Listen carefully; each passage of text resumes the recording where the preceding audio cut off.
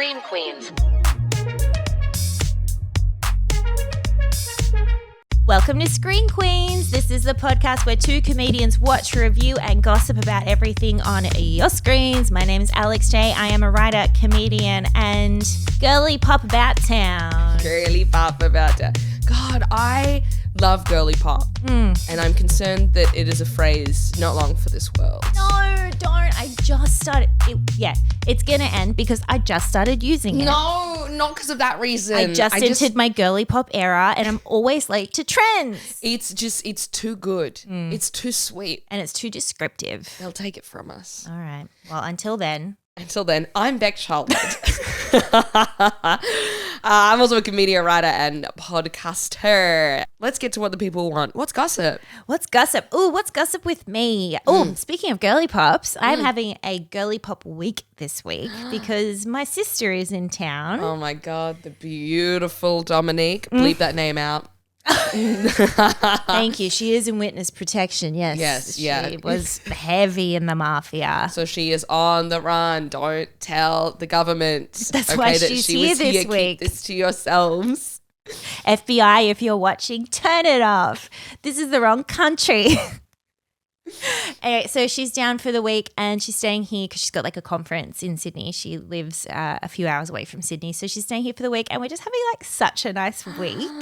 We watched two of the things that we're talking about today together. God, and they're super girly too. Well, actually, one of them is super girly. One of them can't. We'll see. We'll discuss when we get there. We'll decide at the end. And, getting Thai takeaway. Just chatting, bitching about the parents, all that beautiful sister stuff. Love. There is something magical when siblings get together as adults and cathartic. You go, let's talk about it. Let's get into and it. By it, I mean mum and dad. How the fuck did we get here?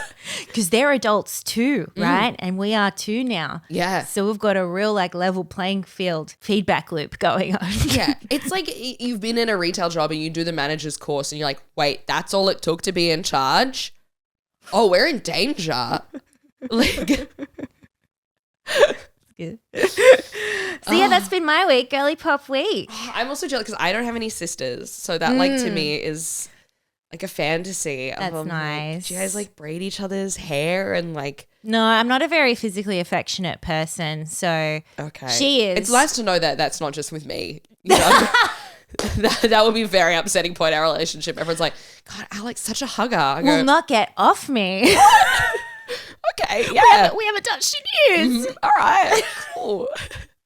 I think it's awesome.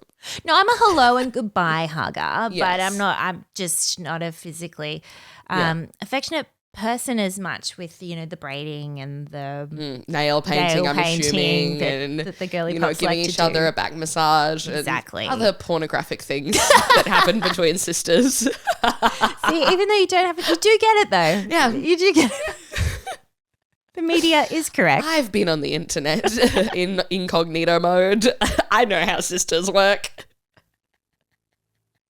Ew. No, that was inappropriate. I'm compartmentalizing. Yeah.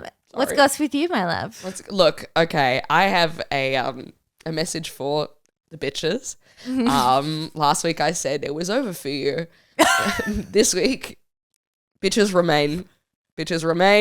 Turns out I was wrong. Stay at attention. So You'll be called upon soon. Yeah, you take big swings, you make big misses. Okay. And I've had a hard depression week and... Okay. Yeah, I went on tour for a couple of days, which was great. The shows were great, but just being away from home and not getting enough sleep has put me in the red emotionally. For the bitches. Yeah, and then I got my chemical peel I was talking about, and now which you are glowing from. Thank you. I'm covered in Vaseline. That might be the glow. If not, I would be flaking all over your couch. So. I'm so excited for in 2-3 days time when it starts to peel and that new baby skin gets through. Oh, fresh as a daisy. I can't wait. And then bitches, stay posted. I'll keep you updated on where you should be. It might be over. We're not sure yet. Yeah. Don't jump the gun. Stay on this thread. I'll bump you next week. But that's fair enough. Being away from home, out of routine, it's like yeah, that's something that can really knock you about. Yeah, I went from exercising a few times a week and prepping all of my meals to like, I think I've bought breakfast every single day or like had a muesli bar for dinner. Oh yeah. Most nights. that tour life. So hey, we're gonna get back on track. I'll talk more about the tour on the Patreon because there was some An interesting one. stuff that happened. Okay, cool. And there is a particular landmark that I would like to discuss ad nauseum. Interesting. Okay, I won't guess. Yeah. Can't wait. If you're on the spectrum, head on over. You're gonna love what I have to talk about. Love. Okay, well, Right. speaking of what's goss, we've got a little goss ticket to address before we move on to our what have you watched this week. Yes, and we discussed this right before we press record. Yep. Can't remember. What is it? There's a new movie called It Ends With Us. Yes. Okay. Is your timeline also flooded with Yes. stuff about press and Yeah. So interestingly, the movie itself isn't getting much attention or discussion. It's more the actual press tour around it. It's going a bit weird and it's Yes. feeling strange. So preface, neither of us have seen the movie yet. No. So we're just purely talking about what's going on the press tour. And so the movie, for anyone that doesn't know, I mean, I'm sure if you've been scrolling, you've seen, it's a story that lives in the grey zone, the 50 Shades of Grey zone, where it is romance, but also a very problematic, borderline, it is abusive relationship. Yeah, the story is actually, like they say it, they own it. It is domestic abuse storyline. Yeah. Well, see, not even grey. It's 50 Shades of black and white. Black and white, yeah. And so it's about, domestic abuse, and the marketing for it has been really bizarre. It's on one side you've got Blake Lively, who is The star. Leading lady of And it. the producer. Who's been like, it's a fun girly pop time. Pretty much. There's a few grabs of her talking to interviews on like press tours, red carpets, being like, bring your girlfriends, wear your florals. Like, so Blake is very much marketing it on this tour as like a girly pop rom-com. That's what I thought it was. But then the director, Justin Baldoni, is doing a very different type of press tour, and he's talking very much about the very serious topic of domestic abuse that the movie's about. Everyone's like, were they in the same movie? Yeah. Because he plays the lead as well. Yes. Yeah. So everyone's like, were they in the same movie? They're marketing two different movies. And they're like not seen together at all. Yeah. It's like very separate camps. Because it's uncomfortable, I feel like Blake Lively, and because Ryan Reynolds is popping up and everything because he's promoting Deadpool and Wolverine. And it's really strange because he's popping up in the press and promo for this very heavy, not superhero movie. Yes. Like, where's the crossover? Because I think he has a producer credit on It Ends With Us because he rewrote some stuff for it, which okay. I feel weird about. Domestic abuse advocate Ryan Reynolds? Yeah.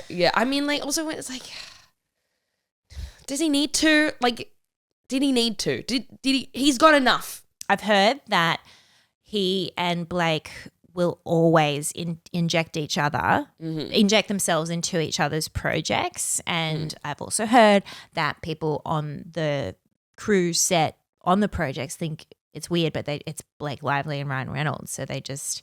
Yeah. They're the cash cow, they're the ticket, so they just go along with it. But apparently, Ryan has been like inserting himself into this project, and Justin Baldoni's like, would be annoyed by it because if it's, I think it was his like, he's a newer director. Yeah, right. And so then to like have another person just jump on and be like, actually, I'm going to help. And it's like, well, I didn't ask actually. Yeah. So imagine there's a bunch of stuff about like, all of the cast seem to be siding with Blake Lively and not Justin. He's like really out there on his own promoting the proper message of this film, which is really strange because Jenny Slate's part of the cast and I would have thought she'd be cool and she seems stressed and everything. Yeah. Everyone seems a little stressed. Yeah, there's so much more that we don't know, of course. Like I wonder what's going on behind the scenes. Why are they drawing lines in the sand and taking sides? Yeah. I mean, I also did see something, and this is not based in fact whatsoever. It was just literally a Google like byline from an article from somewhere that allegedly Justin Baldoni hired the same PR firm as Johnny Depp, which I was like, Oh, now that's weird. to promote the movie. So they could, but like that could mean nothing. Yeah. But I don't think this is like a. Hope that's not true because I don't know if you guys know Johnny Depp's pretty huge domestic abuser and has been charged for it and found guilty. So, okay. Yeah, it's icky. It's interesting. But aside from all of the, what's going on behind the scenes is something that you just can't ignore is the fact that Blake Lively seems to almost refuse to talk about the domestic violence of the film when asked about the film. Yeah. It's really bizarre. She's being really unlikable. Oh, I'm always like, I don't hate Bake Lively. Bake Lively. Her baker alter ego, Bake Lively. I've never like warmed to her. Like I've never found her, because she's like incredibly beautiful. I've never found her like relatable or like open or like I don't see Real. myself in her at all, or any woman that I know. She's incredibly beautiful and charming, but I just don't. I agree. There's nothing. I see nothing.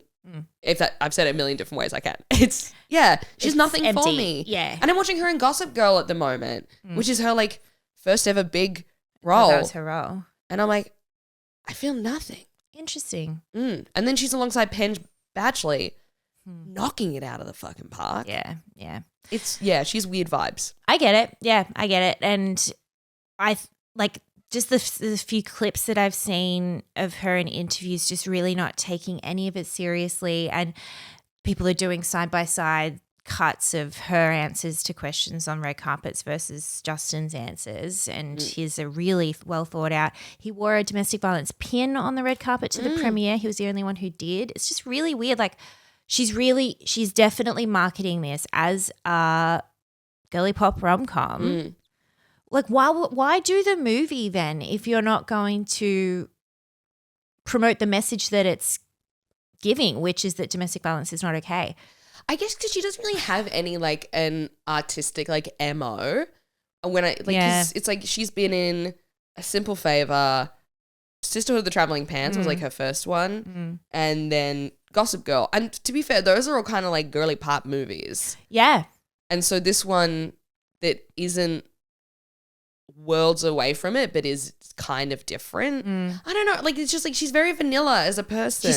That's it. She's so vanilla. Like I saw a clip of her being asked just a really basic question like, why do you love this character so much? And she's like, oh my God, she's just like so multidimensional. You know, she's really strong, but then she's really vulnerable, and she's really this and she's really this. And she's just throwing out adjectives. It's just like the most boring fucking answer. Yeah. Like, which is a fine answer for a girly pop rom-com. But this film, this is a victim of domestic violence. That's the whole point of the film, is that this character that you're describing right now is a survivor of domestic violence, and you're using the word strong but vulnerable and soft but hard. Yeah.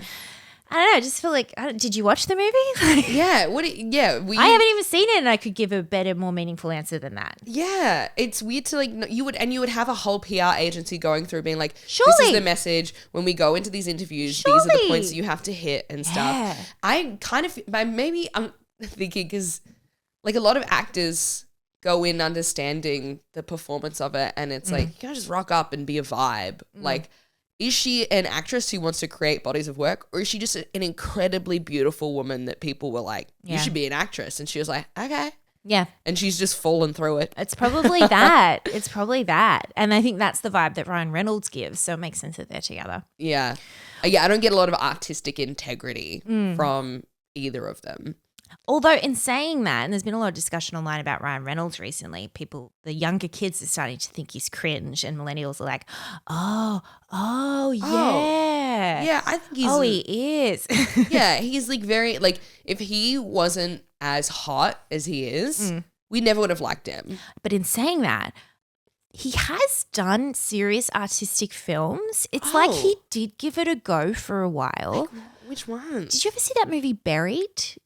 No. It's incredible. He's buried alive and he wakes up in the coffin in like just a wooden box, and the whole movie's from his POV in the box with flashbacks to him realizing how he got there and who put him there and stuff.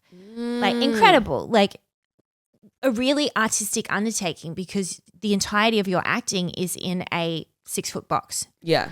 Like the camera's right here and the 2 hours of a movie is just like in a box, acting yeah. him. So like, and there's a few other ones, but that one really stuck out to me. I'd forgotten about it. So yeah, it's like he tried to be artistic for a while and then he was like, fuck it. Yeah. I mean, I guess when you have 4 kids and it seems Do they like, have 4 kids? I think they have 4 kids. It's a lot of kids. Damn. Even if you're rich, like that's a lot of bodies. Still a lot of people. You know, maybe he's just like, fuck it. I'll do the, Which quippy is- snark.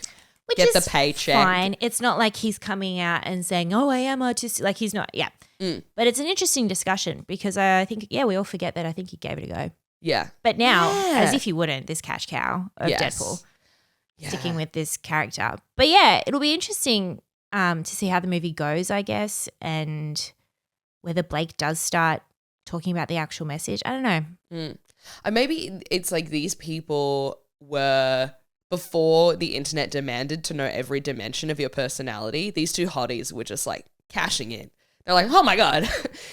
It's crazy. That's such a good point. That, there's nothing else going on behind here and people think we're awesome. Yeah. And also now- we kind of didn't care what went on behind. We're like, we like the public persona. You guys, we want to hang out with you. You're the couple we go on a double date with. Like you seem like come fun.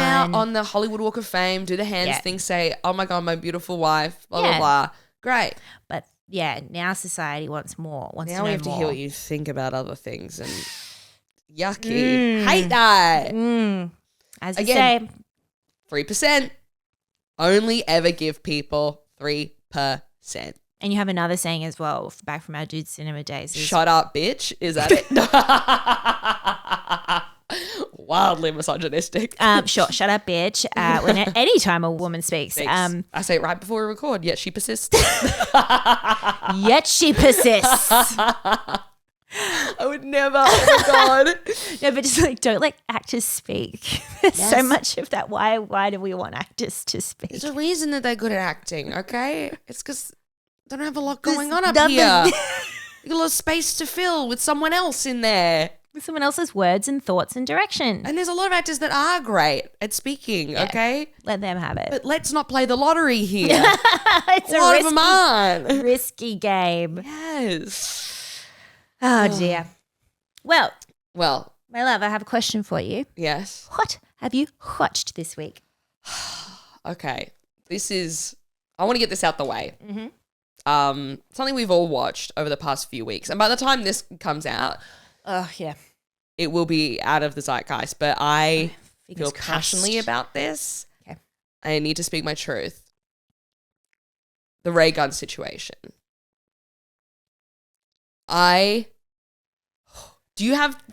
We've seen it, the Australian breakdancer, Yeah. of course everyone knows by now, who went to the Olympics, did something, and now the internet's gone crazy. How do you feel about this? This is a weird one because this is like the first time in a really long time. I don't know how I feel, but I don't feel good. Okay. And I'm having an actual visceral like rejection reaction to it whenever, I don't know why, whenever this woman comes up, the first time I saw it, I was like, oh, that's a weird story. Okay. And then I scroll past and I think it was because of then the oversaturation. I ended up muting the word Raygun on Twitter and Instagram because it was just everywhere. And I don't know why, but I feel really weird about it. Yeah. And I've tried to reflect on it. I've tried to analyze it and I can't put my finger on it, but I don't like it at all. And I want it to go away. The actual like dance that bothers you, or the conversation is what you're... The conversation and that it happened at all. And I guess just how I don't know. Like I really I'm struggling with it. You Like, had a thought do there. I Follow need through to? on it. I'm trying to. I've been doing this all week, Rebecca. I have spent hours upon hours in my room, just in the dark, just trying to figure this fucking thing out. But no, I just don't know. It feels icky, and I don't know why. Mm-hmm. So what I would like to know is, what are your thoughts? Maybe you can help me. Okay. You have the floor. Here's what I have to say is that she did her best. She did her best out there. But some people's best is still bad. Mm-hmm.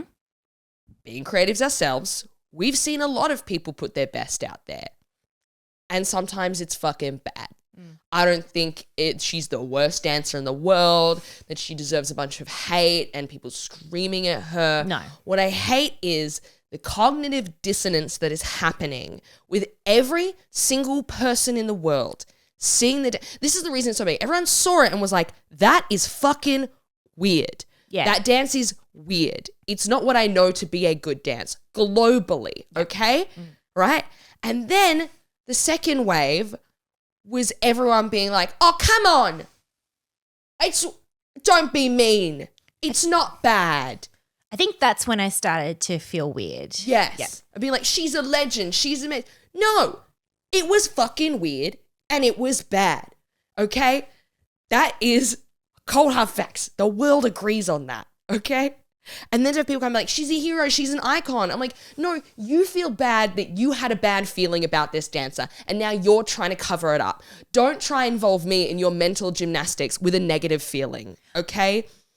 Do you know what? Sorry to interrupt. No, but please. this is the same You need weird. to calm down. This might be actually the same weird feeling I felt around the Arch Barker kicking the lady and the baby out of the show. Yes. Maybe what happened was I had a very strong feeling at. Okay, now I feel like this is a safe space. Mm-hmm. When I first saw it, I was like, that is bad. Why is she there? But then, you're right, second wave, she was, quote, an icon. And I was like, wait, do people not think what I think? Which is what happened with the Arch Barker thing. People were defending the woman and the baby at a comedy show. I was like, wait, my reality is not real. This truly feels like the Emperor's New Clothes. We all saw the dance and we were like, that's weird, that's bad. And then we tried to have fun for a goddamn second, okay? Which is fine. I'm all about fun. It's a weird thing. It will be talked about for a long time. This is an event that will be talked about in history of the Olympics. And we can have fun with it, sure. But I think it's been going on for so long. She's still around. Yes. It's still, and it's going to like come up in the zeitgeist, but like just this weird thing of people to come out and be like, stop bullying her. Stop. And it's like, I haven't actually seen anyone do a video saying that she fucking sucked and it was the worst. I've seen people giggling and being like, that was weird. But this level of like second wave guilt of how bad this backlash has been, I didn't actually see the fucking backlash, okay? Yeah. I've seen a lot of people feel guilty that they thought something was shit and are trying to make me feel differently. Fuck you. That's not my problem. Secondly, on top of that, the larger issue that this addresses is that Australia did fucking fantastic in that Olympics, okay? We broke records. We won fucking, I think it was 24 gold medals, okay? We had the highest medal count per capita in the world. We are a tiny fucking nation compared to all these other people. Japan, China, and the US, those countries have such a larger population than us. For us to even register is amazing. We are phenomenal at sports, and that's what it should have been fucking celebrated at these Olympics. Yeah. It should not have been the fucking focus. And you know why? It's because we tall poppied our fucking selves. Because we can't even celebrate our own success for a second without mocking ourselves, without needing to turn the fucking gun on ourselves and cut ourselves down. I'm so fucking mad about it. I'm so mad about it that we can't celebrate excellence in this country for a second, okay? The need to focus on this mediocrity is mind-blowing, and to justify it and to try and convince everyone that that's what we should be looking at, because we can't handle that we won't actually be good at something for one fucking second. We did tall poppy ourselves, and it's also, I think, it's just so Aussie for something like this to happen. It's the have a go of it all. It's the Aussie larrikin just taking the piss kind of thing that I think people are finding themselves rallying around, which again, I get, we can have fun. But then when you, I think, like step back and look at it as well from another perspective, is like one, how did she get to the Olympics being that bad? It was a bit of a mockery of the Olympics itself. It's the first time breakdancing has been at the Olympics, and I've heard seen a lot of people say, well, it won't be there again. There are actual athletes, there are actual breakdancers there who really are taking it seriously. There's a whole cultural background element of breakdancing that I feel doesn't like exist in this country. Yeah, but that I feel like her doing what she did could potentially have made a mockery of or made people really upset about as well. Like, I get that it's funny. We love comedy. We love Aussie larrikins, but it was just like, it was such a world stage. It's like the Olympics. And then have you heard also that she's like writing a PhD and she's got a PhD. She's doing she's a lecturer. That's her job as a university lecturer. Yeah. In breaking, she also covers like journalism and stuff. Like that is her and this will job. be potentially used in a future paper of hers kind of thing. Like this is people have said, was this like an intellectual endeavor, which is also making a mockery of the Olympic stage? No, but she has been a breaking dancer for like decades. Like she's I know. Yeah. But she's not good. Yes. She's not the champion. Yeah. You know? Yeah. It is weird to then go up and like, you know, people be like, it's not that bad. People saying it wasn't that people bad. like, what she was doing was really creative. I was like, no. Well, that's not breakdancing. Look at all the other dancers. They all did things that were creative and individual, okay? Yeah. They all made up their own moves and everything, and they were fantastic. I didn't watch them being like, why do their bodies look heavy? She looked tired. She looked tired doing it. It was just weird, man. Yeah, I feel icky about the whole thing. Again, she did her best. Good for her. But this fucking cognitive dissonance around it is just pissing me the fuck off. And also wearing the actual, like, she looked like a PE teacher. Like, yeah, I'm just kind of over it. Yeah. Just kind of like, can we move on and, I don't know, talk about the actual champions? Yeah. We won gold in BMX. Like the first ever time they've included BMX Olympics. Syra, I can't remember her last name, but she took out gold. And it's like, there was 3 seconds of that before we all started talking about what a cool hero she fucking Raygun. And why is her name Raygun?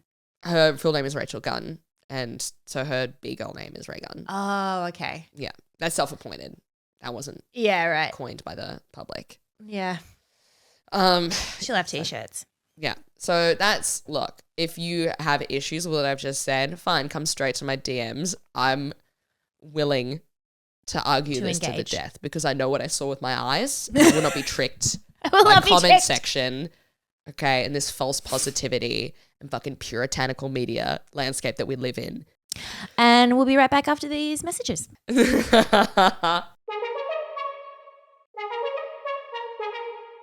Anyway, now that I'm off my high horse, my love, stay there. Get up on that horse. What have you watched? So I have watched, there's a new season of My Next Guest Is with David Letterman. Oh my God. A couple of eps have come out. And I've watched the first one. Which one was that? Miley Cyrus? I watched Miley Cyrus. Oh, fuck. I loved it. Okay, so let's talk about it. Let's talk about it. Oh, have you watched the other ones? No. Okay. I had no interest. Who are the other guests? I can't remember. Oh, fair enough. I just saw Miley. Fair enough. I was like, that's the girl. Okay, I watched this ages ago. Rejog my memory, but I loved it. So it's interesting because the previous seasons of this show, he does in front of a live studio audience, like a big audience.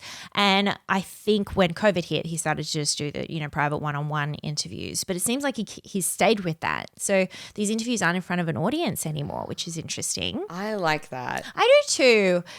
The other one just felt too much like a talk show. Yeah. Which I think is probably the network. They've just realized, like, no, let's take this into a more private, intimate space, which I love. So it starts with, this episode specifically starts with an intimate show she's doing at the Chateau Marmont. Oh my God. I've never wanted to be somewhere more. Oof. I was like, if I get $1 billion, this is my ideal private birthday. Yes. It's like everyone's sitting around listening to Miley Cyrus. And just having champagne and snacks and It's so beautiful. Like Chateau Marmont is an iconic place. So that's where this is kind of all set. Yeah, she does like a little 10-minute set, couple of songs, ha-ha-has. We break away. We have conversations. 45 minutes later, come back, another little set. And it's all a cappella, so all acoustic. Yes. So she's doing her songs acoustically. And first off, I like to say just about the show as a whole. I like Letterman. I think he's funny. I know he's done some bad things, but I do like how those old clips of him just like essentially licking female guests. Yeah. Yeah. Oh, I was more talking about he was almost cancelled, but not really, when it came out that he was cheating on his wife for a long time and stuff. Fuck. But he has attempted redemption for that, and he has reflected, and he's talked about it when he had Jay-Z on this show. Oh. They talked about infidelity. Is he still together. with his wife? No. Okay. Yeah. Yeah, good. So they spoke about infidelity and being found out, in public and stuff. So that's a really interesting episode. So yeah, I do like Letterman. I think he's funny, but I don't love his interview style. He does the thing that irks me with interviewers is when he asks someone a question, he then gives multiple options for the answer. Yes, we've spoken about this before. Yeah. It is such a poor interview technique. Yeah. Someone we talk about ad nauseum who does it. Who's like, I'm one of the best interviewers. Yeah. And then they do it every single interview. And it's like, no, leave it open-ended. Let people talk. Or if you need to give one option for an answer, just so you can kind of guide them to what you mean by the question. Just say, for example, like, okay, so when you, not to Miley, but just so, okay, when you moved overseas, it must have been really hard. Was it hard for you? Because I imagine it was hard because, you're moving away from your family, you're moving away from your friends.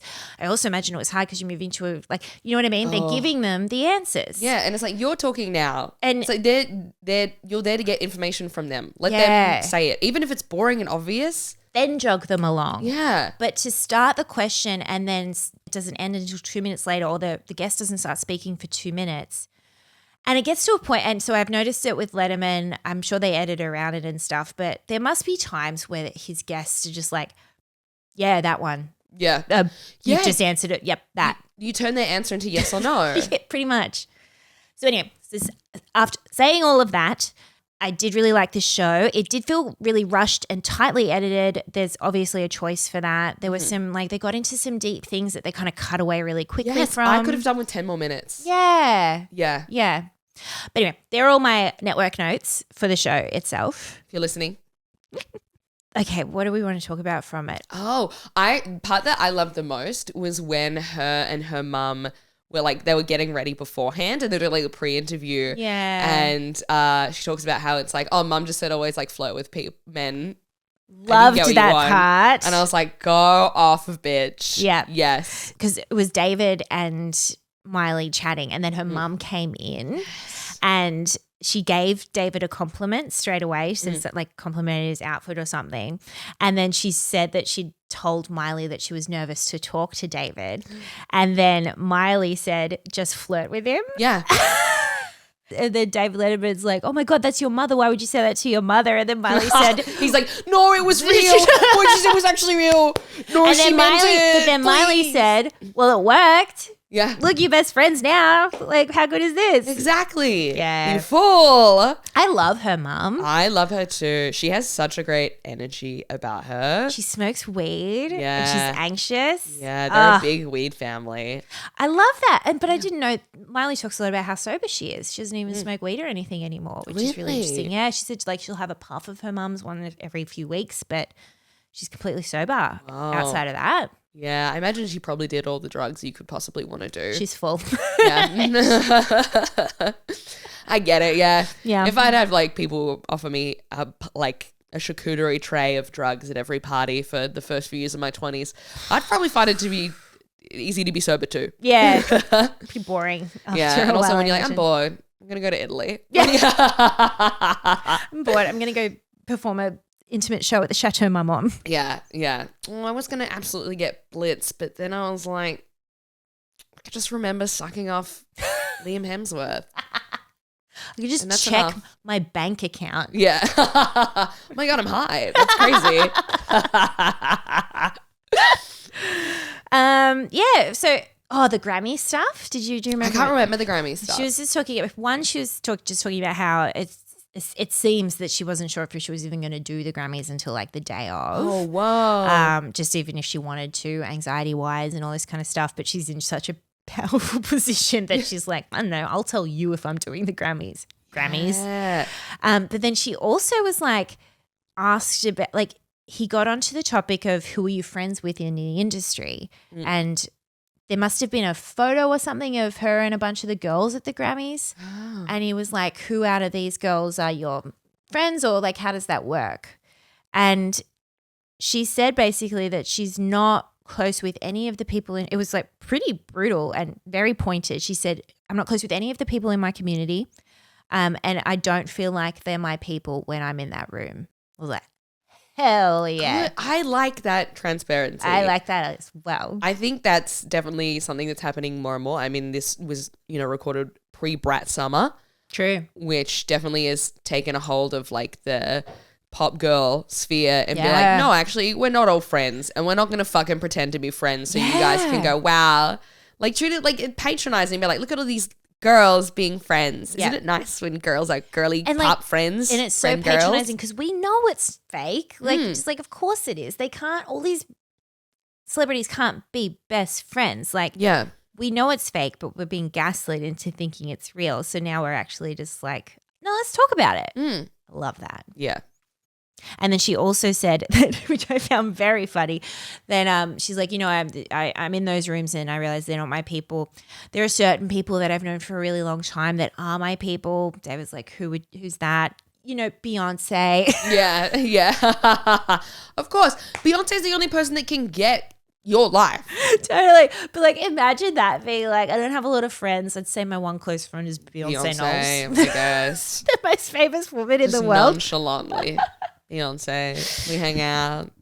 But yeah, I found that very interesting. Yeah, she Very feels real. really real and she feels really mature. Like, I don't know if you saw the visual album that she put together. Oh, she did like this live performance in LA and it was like not like the visual album like a Lemonade. Well, we're on the topic of Beyonce, but it was more a live performance in different locations around this like beautiful house in LA. Oh, And cool. it was really beautiful. A concert with no audience, just very beautifully filmed. But She's so good at an intimate performance. yeah.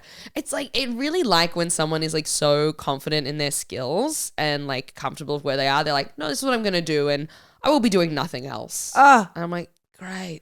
Good. the dream. The dream, man. And her voice is fucking stunning. Every time I hear it, I'm just like blown away. I've forgotten how beautiful it is. Yeah, it's stunning. And she's stunning. The outfit she was wearing in that concert, that little intimate concert, she looked like Sandra Dee from The End of Grease. Yes. Skin tight. And in the interviews, how one of the interviews she's wearing this like almost 9 to 5 women's power suit. She's got big, beautiful hair. Yes. And yeah, she talks so beautifully about Dolly Parton, which is just lovely. It's her godmother. I mean, yes, something we all have in common is a deep love of Dolly Parton. And one line that I thought was very sweet when Miley was talking to Dolly Parton about not being sure if she wanted to do the Grammys or not. Apparently Dolly said to her, you will do it, you will show up and you will show off. I like that. Show up and show off. Yes. That's something I need to remember more and more. Yeah. I forget often with stand-up because I do it 4 times a week. Then I'm like, oh, every time you're performing, this is people's like event that they're doing for the week. Yeah. Show up, show off. Show off. Yeah, exactly. Yeah, it's the don't phone it in, right? Yeah. They touched very briefly on what seems to be a very strained relationship with her father. I could tell David was trying to get more information out of her. Yeah, they became, her and then her mum were like a locked vault, united front and being like, this is what we have planned to say and this is what we will be saying. And next question, please. Yes. And she does this cover of Psycho Killer. Oh, my God. And where she's rewritten the verses and it's just like, because I think it was for an album. Watch it for the cover alone, the performance of that cover. Stunning. Chills. Hell All right. yeah. Something else that we've both watched. Yes, this was freaky. So we both ended we've up synced up a lot this week. Do watching. you have your period? No. I got mine today, so you'll get yours in the next few days. Okay, it'll happen. I'm not due, but okay. Well, if it's meant to be, the rules. if we're actually best friends, it will happen. That's a test universe. Yeah, literally the other day you messaged me, you were like, I'm thinking of watching FBOY Island. And I was like typing it in to my binge as you, I was like, what the fuck? What? Is she here? Is she watching me? This is crazy. Because I've seen, like, the main reason that I wanted to watch it is I saw that comedian Lewis Spears was on it. And Stop. yes. And I was like, what the fuck is he doing on? Oh my God, that's so funny. Like, he's so not a reality TV guy that I was like, what the fuck is Lewis doing there? So I was intrigued to watch it. And also the promo for it has been really fun. And I was like, you know, I'm going to dive in. What made you want to watch it? Purely because it just seemed, I watched a couple, like I saw a lot of clips from last season, and it just seems really fun and funny, and like it's a reality show that's almost taking the piss of reality shows. Yes. And I was like, sign me up. So I was like, I'm going to give it a go. We'll talk about it on Screen Queens, and if I like it, I'll keep going. So we both watched Ep 1, Yes. which recently came out on Binge. Yes. Did you like it? I love this show. Fucking, where did this come from? I was not expecting it to be this good. Whoa. Like, I was like, this is my background watch while I send my invoices and stuff. Yeah. Right. While I play my Animal Crossing. Gripped. It's laughing out loud. the pacing of it is so quick. The editing is fantastic. Shout out to the editors Yep. and producers of FBOY Island. Yep. So do you know who is the head writer? No. Sophie Brahm. Oh my, Becky Lucas's friend? Yes, and she's head written on so many comedy shows over the years and like comedy panel shows and stuff. She's the head writer of FBOY Island. So you just know that it's the main motivation is comedy in this show. Yeah, that totally, oh my God. That makes sense that a funny woman wrote this. It's so for the female gaze. It's so fun. Yes. Okay. Well, now that we have friends if we can lean in. All right. This is a secret. I want to be on this show so fucking badly.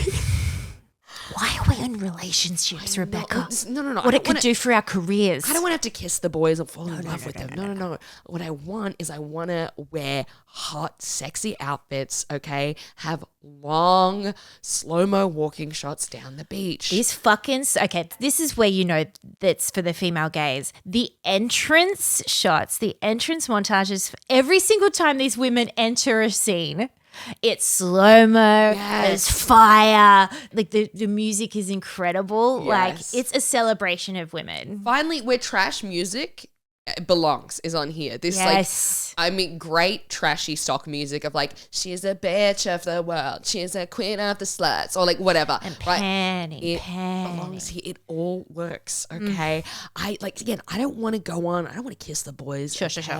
What I want to do is have a little cocktail, get my hair and makeup done. All right. Get flirted with by these dum-dums, and then I think looks like a beautiful Bali Villa resort. Oh my God. Yes. Something Vanna White somewhere. Yeah. My God. Being obsessed over, and then having a little notebook and just being like, fuck him. Oh my God. And then chilling, you and me just being like, who do you think's a fuckhead? That's what I want. I want that more than anything. Wonder if they've got a role in next season for like, I don't know, just like consultants. It's like people who are in relationships. The best friend character that comes in and just is there and has a good time. Is there space for that? Can we do that? We need to start befriending some influencers, okay, if we want that role. Yeah, okay, I can do that. We can do that. Yeah. We've got to go hang around Bondi a little bit more. Yeah, okay? We'll just go to Bondi Pav every Saturday night. Yes. Could you Pav too? I think that's where they cast from. So hang around there and just be really funny around beautiful groups of women. And that's how we will get on FBOY Island Season 3 as the friend roles. Do you know why I know this won't happen for me? Is because it's not the Bondi Pav. You're right. It's the Coogee Pav. I don't belong in this world. No. I don't belong in this world. No, there is a Bondi Pavilion actually. Is there? There is, because I performed there last week. But there is bars and stuff there. Okay, but it's the Coogee Pav that I'm thinking of. Yes. But understandable. Anyway. It's a vibe. It's the same vibe. Let's do it. So it's just so funny. the season opens with them burning that's a giant eggplant on the beach. emoji effigy. Like, Yes. yeah, that sets the tone. It's incredible. That would have cost so much money to make, to film and so everything. Fun. It's just so fun, and I'm literally like laughing out loud. I watched this with my sister in our girly pop week. It's been so lovely, and she's hooked now too. Like, okay, do we want to go through the ladies? Okay, so if anyone doesn't know the concept, because I just thought you go on and it's like The Bachelor, but they've hired a bunch of F-boys. And it's like, and I've always been like, why would you go on there? That's so stupid. That's such a stupid show. You know that you're going to get heartbroken, dum-dum. No, there's a game at hand, all right? So there's some nice boys in there who are there to find love. There's some F-boys. Yeah, half are nice, half are F-boys, and they know, the show knows before they go on which they identify as. Yes. The 3 women who are our main characters do not know. Yeah. They are trying to find love. Okay. So they're trying to find out who's an F-boy and who's a nice guy, and they're trying to fall in love, right? They're trying to end up with a nice guy. Yes. And you're probably wondering, well, why are these guys here? They could just go fuck a bunch of people. Isn't it that want? No, there's $50K on the line. There's money involved. Yes. So they, their role is to try and make these women fall in love with them. If they do it successfully, they get $50K. If the women fall in love with a nice guy, they get to split the money, $25K each. Now, but if an F-boy convinces her and manipulates her into falling in love with him and makes her think that he's a nice guy, he keeps the entire $50K. Yes. So it's just... Those are the stakes. Brilliant. But the stakes are high because of the money, but the stakes as a show, as a viewer, are so low. So low. They're on the ground, and that's what makes this show so fun. Like, I do hope these women find love, and 2 of the couples from last season are still together. Whoa. Which is a bigger success rate than MAFS has ever had. You know, the biggest show in the country. That's what I mean. Like, MAFS. The experiment. How many sociopaths can we trick to being on television? How many lives can we ruin? How many reputations can we squander for fun? Like, that's the thing. Like, reality usually stresses me out because I know that it can ruin people's lives and the edit and all that stuff. It just, like, the anxiety of it makes me cringe. But I found myself enjoying this so much because there are no stakes. Yeah. No one's life is going to be ruined. No one's going to be potentially in an abusive relationship that the country's going to discuss. Anyone up to look like an actual psycho. Yes. Like, drinks are not getting thrown here. And if they do, the glassware is definitely all plastic because they are constantly by a pool. And it'd be in a fun way. Like, they're not creating an environment in this show where people would smash glasses or throw drinks or get in punch-ups. Like, it's very fun and funny. There's 3 lap dances in the first episode. Yeah. It's just, I love it. And Abby Chatfield's the host. She's so funny. She's funny as fuck. She's the perfect, like, she's not like an Osher Gunsberg of like very formal. No, yeah. She's like still does the formalities but keeps it very fun and has her own personable like twang on it, which is really nice. And you can just like the production, the shoots itself, like they have so many quick cutaways of the guys, which I love as well. The guys make fun of themselves. No one's taking themselves too seriously. Yes. And they have these funny cutaways referencing stuff that's just happened. So it's like just thinking about the BTS of it, like on the day these producers would have been like, okay, let's get this funny cutaway, blah, blah, blah. Like, I don't know. I just love it. I love the way it's come together. I love the message behind it. That's just, and it's also like probably like 20-year-olds are watching this, and it's very much using the language of toxic relationships. It's using gaslighting. It's saying love bombing. It's like teaching girls what not to put up with. And it's also the focus of the show is like love and relationships, but treating it in this way that I think television should do more of, being like, this isn't the be all and end all. You're right. Of like being like, they might end up with this guy. Doesn't matter. Everyone's young. Everyone's hot. Keep living life. Like, you walk away with money or you don't. Like, who cares? You had a good time because this looks like it's a lot of fun. Yeah. Instead of like The Bachelor where it's like, this is the love of your life. You better get this fucking right. Yeah. Or like even Love Island where it's like. It's about the drama. Yes, it's about the drama. Whereas this show, it's not about the drama. It's about the comedy first and foremost. It's about a silly guessing game. Yeah. Of whose penis has the right intentions. And, you know, it's just silly. Like, so I've watched Ep 2. You haven't. Have they done the BDE games yet? No. So then they have this whole challenge about finding out who has the biggest BDE. You know, like love not it. dick, but big dick energy. And then it wouldn't surprise me also if the show fully was like, this man has the biggest penis out of everyone. True, actually. There is very little sanctity. There was like a man be like, I'm fully barred up. Like in the first episode, he's like, I had to wear double speedo so you couldn't see my full erection on television. Anyway, back to the date. Like there's an honesty to it. There's a realness instead of like, I remember watching The Bachelor and speaking of Abby Chatfield, the scene where she made out with Matt Agnew on the beach. And like them, the effort they went to edit out that man's erection. I was like, we're not stupid. Okay? Yeah. If you are above the age of 18, you know that man is hard as shit. Mm-hmm. Why are we lying? Let's be adults. Let's grow up. Yes, grow up. That's what this show is. Yeah. Grow up and let's have some fun. Yes. And again, the stakes are on the ground. Do you have a favorite of the girls? Oh my God, I think we're going to have the same favorite. Yep. Crystal. Give our queen. Crystal her own show. Yeah. She's fantastic. All I've been saying through every time she's on screen, I go, she gets it. Yeah. She gets it. She knows what this is. I love her. She's immediately too cool for all of these men. Yep. I'm already she like, knows it. She's like already in the tier of friendship where I'm like, it doesn't matter if she's like, he's the love of my life, he's perfect. I'm like, he will never be. Yeah. He can try and I'm happy for you. I'm going to accept it. But privately, I'm always going to have my eyes and ears out, okay? Yeah. She's so charismatic. Oh. She's so eloquent. Oh. She like really holds herself and has like such an energy and electricity. Yeah. She's like there behind the eyes and quick with the words. So quick. The one-liners. She's funny as fuck. Yeah. Oh, Ep 2, she goes on this date. You'll love it. I can't wait. It's just, she is a breath of fresh air. It's like she's done this before. It's like she's almost a plant professional. She has. Oh, okay. Fair. She was on, I think it was either the second last or the last season of The Bachelor. Bachelors, where they got too many people involved. Oh, gross. Oh, I'm glad she's getting another go. Yes. She would have just been. Because I remember her coming on. Drowned out. And they got her to do like a body painting class for like her first ever date. And I was like, look, producers, you've done something sneaky here by trying to have an excuse to get her in a bikini. But I understand it. I get it. The body's tight. The body's my stacked. God. Those shoulders, goals. Right? Absolute goals. Oh my God. But yeah, I remember seeing her in that and being like, she's too cool for this. Yeah. This is perfect for her. This is good. This puts her in the spotlight in the driver's seat. I'm so glad. What do you think of the other gals? Nicole and Ali? Nicole, I get it. Yeah. Stunning. She's beautiful. One of the prettiest women I've ever seen in my life. Yeah, and the men agree.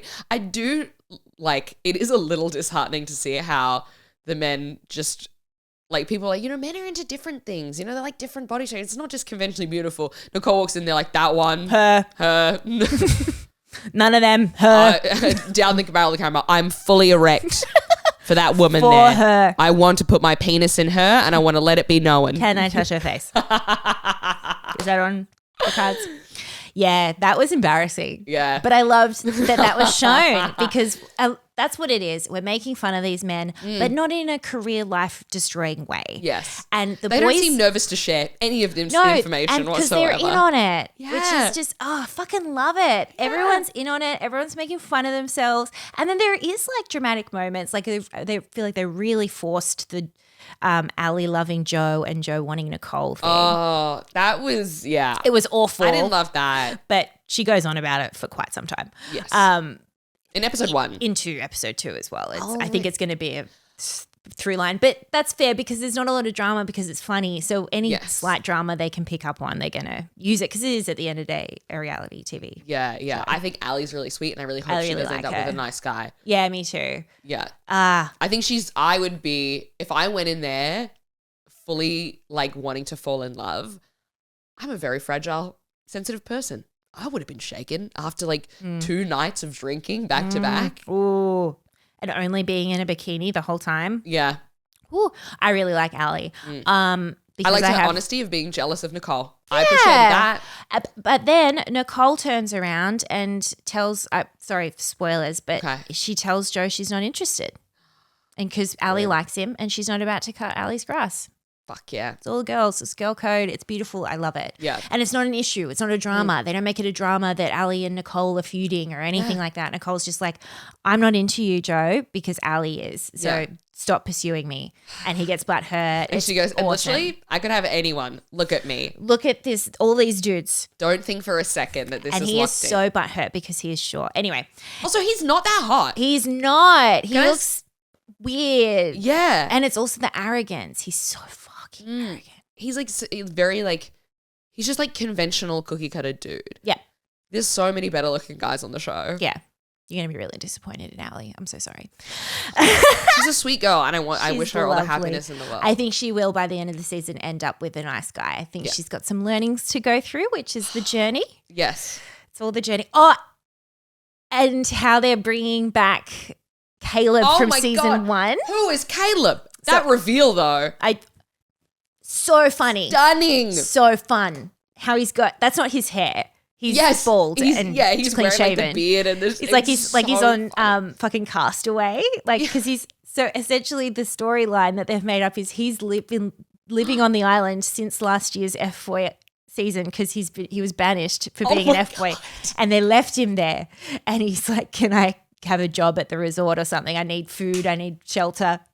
And so which is genius. He was the biggest I remember him just from socials last year. He was the biggest F-boy. He's this American, so he's smarmy and he just knows he's got a big cock and all this kind of stuff. He knows he's got a big cock. That's what he says. Oh, okay, all right. That's all what he right. says. I was like, do we see it? Honestly. No, he knows he's got okay, all right. So bringing him back as like another just element of comedy relief is so good. It's so good. I fucking love this show. How good is this show? Yeah. Hey, Binge Australia, please hit us up. We would love to talk more about this. Talk more about it for money. For money. Or be on the show. I am currently undergoing a chemical peel. She's going to look incredible.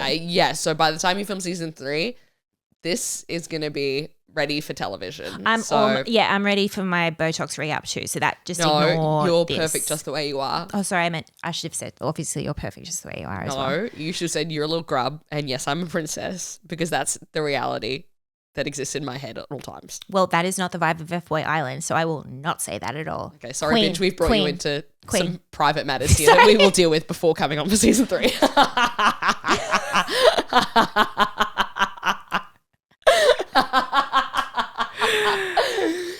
What we're trying to say, please put us on the show. Should we keep watching? Yes. Let's do it. We'll do a little check-in every now and again. Yeah. Fuck yeah. Because I think it's only a short season. It's not like the Bachelor or anything. So yeah. And they kick out 2 guys each episode. So it's quick, it's fast, it's fun. Love it. Yeah. Also, shout out to Lewis for being on the show. Oh my God, yeah. How funny. The only shout out he got in episode 1 was Crystal writing down, it's like braces forgot my name. Yeah, they've definitely picked some characters and it's fun. Yeah. And now for our main course. Yes. For today. For those watching on the YouTube that have just seen my face get shinier, I did just put a bunch of Vaseline on it because she's glowing. The peel is peeling. The peel be peeling. But I tell you what is also appealing. Oh. This week's main course. Yes. We watched big screen. Yes. A Quiet Place. Day 1. Day 1.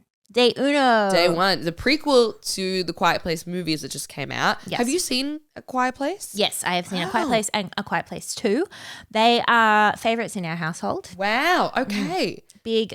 I mean, I love a scary movie. I love anything post-apocalyptic. How does the human race survive after a big crazy event? Yes. This is so up because I wasn't expecting it to be as disaster. I thought it was more horror, but this is way more apocalypse disaster. So as I was watching, I was like, oh my God, this is so... Alex is so horny right now. Yeah. Had you seen the first two? No, miss me completely because I'm not very good. I have to like limit horror. Yep. To be specific with when and why I watch it. Mm-hmm. And so I was a little nervous going into this one. Yeah. But it's not horror. It's like, it's suspense and thriller. Yes. So the other 2 films, so Quiet Place Day 1, I would say is more horror. Okay. It's a bit more gory. Yeah. Okay, yeah. But it's very much about suspense. So actually it's probably more thriller. Whereas, so we start Quiet Place however many days after the apocalyptic event has happened. We get it's that kind of format. So we get some flashbacks to both the before times during it.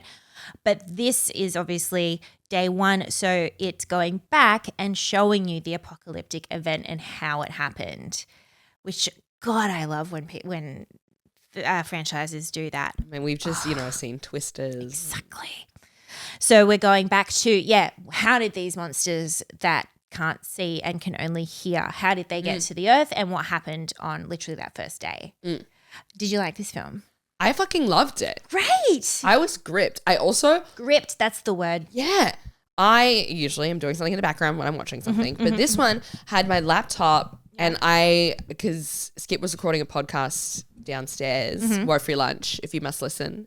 We insist upon it. Yes, yeah. So he was recording a podcast downstairs being a little bit noisy. So I had to put on headphones, which really amplified this experience. Oh my God. Imagine watching this with noise-cancelling headphones. Noise-cancelling headphones was... That's intense, dude. I would have enjoyed it without, but I didn't realize at the time that I started it was an excellent decision. That is a fantastic decision. Next to no dialogue in this, it's all sound-based. And the silence with headphones would be so much more deafening. Because what I love about these films is the silence. It's like, how do you possibly make an incredibly suspenseful film with no dialogue or sound? It's not just that they're not allowed to talk. There's no sound. It's incredible. Yeah. So the first two movies are, starred John Krasinski, Emily Blunt. John Krasinski wrote and directed these films. This is he's an EP on this one. Yeah. So I think he's like Daddy Quiet Place. Yeah. So I think fantastic films from both of them. I did miss seeing them. They are excellent to watch together in those movies. But Lupita Nyong'o. Oh my God. Of John Krasinski, Emily Blunt, who I immediately forgot about them. She was amazing. Wow. The casting for this, exquisite. Like 10 out of 10. I couldn't take my eyes off her the whole time. She's enigmatic. Speaking of casting, her main Jo Quinn. Eddie from Stranger Things. Okay, that man has such a presence and energy. Like seeing him, because of course I'm a basic bitch, so I had a crush on him from Stranger Things when he played Eddie, obviously. Okay, I'm not ashamed to admit it. But then this role, it's like he's so anxious and meek and nervous and still. I was like glued to both of them the whole time. Their chemistry together was fucking amazing. What? Wow. How do you create chemistry with no dialogue? It's incredible. The only dialogue they ever had was whispering to each other. Well, he didn't know how to whisper. I will say that. Yeah. He murmured at best. Yes. Every time he spoke, I'm like, done take a whisper it down. workshop. Take it down a notch. They're going to hear you. Yeah. Also, you're in your native language, by the way. Yeah. Whispering in England? What's going on? I loved it. He was such I got the right amount of frustrated at him, but the right amount of also empathetic and their connection And like because he would have panic attacks. Yeah. And he had to be quiet. And then when the only way they could comfort each other is physically, and they're strangers. So seeing the slow progression of them having to open up and trust hold each other and as trust well. each other was so well done. Hats off to the director too. The pacing and shot choices for this was fantastic. Storytelling, great. And just the sound design as well, which is what this movie lends itself to, but the quick, drastic cuts between super loud, crazy noise and then it cuts to absolute silence. It's so disarming. Yes. I love it. The Foley, whoever's doing the Foley on this, at no point did I see them step on something or crunch something and be like, that's not the same thing. True. Very true. Very well done. Can we talk about the cat? How the fuck did they do that? How the fuck did they get that cat in there? That would have been a nightmare. Give that cat an Oscar. That cat and the dog from Anatomy of a Fall. Oh my God. How the I wonder if they're dating. Cute. So I'm obviously a cat owner. I found the cat the hardest thing to watch in this film. The shit they put that cat through, Right. which it always survived from. Yes. To a point where about 3/4 of the way through, I was like, okay, they're just taking the piss out of us with this cat at this point. I think the cat was such What is this cat, Bruce Willis in Die Hard? Sorry. Hey, basically. Oh my God, cats have 9 lives. Maybe that's what they were commenting on. Maybe. Well, I think it's like without the cat, the movie would be very boring. Like it would just be two people trying to add this other element. But like the bit I literally couldn't watch and had to turn away, and my sister had to tell me when it was finished, was when they dove through the flooded tunnel Holding the cat. Yeah. It doesn't know to take a big breath. Yeah. It doesn't know what's happening. Yeah. But then as soon as they get out of the water, it's just like a little bit wet and it's all fluffy. I'm like, okay. Yeah. All right. There was periods where I was like, look, that wasn't totally a cohesive narrative, but I understand you did the best you could with a cat. And I wonder as well if every time the cat went through peril, they very quickly showed after it that it was okay. Yes. And I have to think that's because of the whole, like, does the cat die in this film of it? Like it's really hard to watch domestic pets be treated poorly in films. And I just think they didn't want that to be the focus or the anxiety for people. So every time it went through a bad situation, they were like, no, it's okay. It's so fine. It actually loved it. Yeah. It's actually having a great time. It doesn't really know that anything's wrong ever. I think it was really clever to take like essentially like Sam, was the character's name Sam? Samira, yeah. Samira, like take her heart and put it outside herself. So you can see it throughout the whole. And it's like, oh, I love that. Yeah, I thought it was a very clever narrative device. Yeah. And I really liked it a lot. Can I say this is probably one of my favorite final moments of a film in a really long time? Oh my God. Wow. Okay. I love that the movie was like, no need to link it up to the next story or anything. Yeah, no. Like this is a completely perfect standalone movie. And yeah, John Krasinski doesn't just like rock up at the end like, what's going on here? Yeah. You could watch this totally without watching the other ones and fully enjoy it. And at the end it was like, and that is the end. Yeah. That's the end of this story. Yeah. Even though it is a prequel, I know that sounds dumb what I'm saying. Of Lupita's character's story of this small world, the world that they've created for these characters. It's done. It's done. And I especially loved it gave me like, I jumped with excitement just at how cool it was. So she finishes the film. She's gone back to her hometown to, as you imagine, see out the rest of her life. And she's got her headphones on and she's listening to Feeling Good by Michael Bublé. And then she decides to take off the headphones and just play the song from the speaker, therefore, sacrificing herself essentially. But the final moment is like, and I'm feeling good. And that first dum, you see one of the monsters fall to the ground behind her and it cuts to black. Incredible. So good. Incredible. I fucking love that. Yes. More movies need to, enough with these sequels, like with twisters. When they're like, instead of giving us the end of a fucking movie that we paid $28 to see, they were like, no, we're going to give you a teaser for the next one. It's like, if you just maybe enjoy this, I would go and see the next one. I would still go see the next one. You're right. You don't need to keep always need to tease it. Tricking us into seeing the next one. Yeah. We're going to live forever now thanks to modern medicine. We're going to be around. You have 20 years to make the next one. We have the time. Should we rate it? Yeah. How many Brooklyn pizzas or the Harlem pizzas? Harlem pizzas. You got a pizza.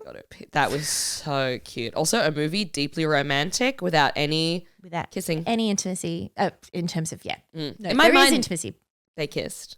I like that. Yeah, I like that. How many Harlem pizzas out of 5? I give this movie a 4. Solid 4. It's not a 5. It's not perfect. But I really, I do wish that he was able to whisper instead of murmur. Maybe that would make it a 5. But fucking loved it. What about you? It's not like the best movie I've ever seen, but as a movie viewing experience, a 5. Great. It had everything. It kept me. It enjoyable. wasn't too long. It wasn't too short. The cast was great. It was engaging. God, we love a 90-minute film. Yeah, I didn't immediately forget about it when I walked away. Like and it filled the bill of like, if someone goes, oh, have you watched anything good? I would recommend it to them. Great. So if I would give it a 5. Compared to all other movies, a 4. Sure. Yeah, perfect. If that makes sense. Excellent. Yeah. Yay. Yay. Join us over on the Patreon. We do fortnightly bonus episodes where we dish about all of the stuff going on in our lives. Yes. Other what have we watched that haven't made the main feed. So you can head to patreon.com/screenqueenspod, or we're also on Apple subscriptions for any iPhone users. Yes. Yes. Also on the Patreon this week, I'm going to be telling you more about the tour that I went on. Yes. Just a lot of fun parts to it, I will say. Excellent. Well, let us know what you guys are watching and if you're going to keep watching FBOY Island as well. Yes. We'd love to know if that's something you're into. Oh my God, please get around it. Also, very excitingly, the count just started. Beetlejuice is only a few weeks away from release. Really? Yes. It's September? coming out the first week of September. Shit. I know. Shit. So that is going to be ramping up over the next few weeks. Excellent. So get excited for that. All right. All right. We love you. Love you.